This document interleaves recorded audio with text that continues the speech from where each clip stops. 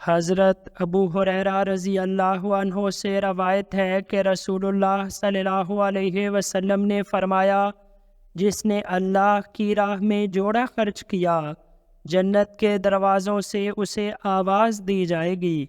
اے اللہ کے بندے، یہ دروازہ اچھا ہے، سو جو نماز پڑھنے والوں میں سے ہوگا وہ نماز کے دروازے سے بلایا جائے گا، جو جہاد کرنے والوں میں سے ہوگا وہ جہاد کے دروازے سے بلایا جائے گا، جو روزے داروں میں سے ہوگا اسے ریان دروازے سے آواز دی جائے گی، جو صدقہ دینے والوں میں سے ہوگا اسے صدقے کے دروازے سے بلایا جائے گا۔ تو حضرت ابوبکر رضی اللہ عنہ نے یہ سن کر کہا، یا رسول اللہ صلی اللہ علیہ وسلم، میرے ماں باپ آپ صلی اللہ علیہ وسلم پر قربان، جو ان دروازوں میں سے بلایا گیا تو اسے کوئی ضرورت نہیں رہے گی، کیا کوئی ایسا بھی ہے جسے ان سب دروازوں میں سے بلایا جائے گا؟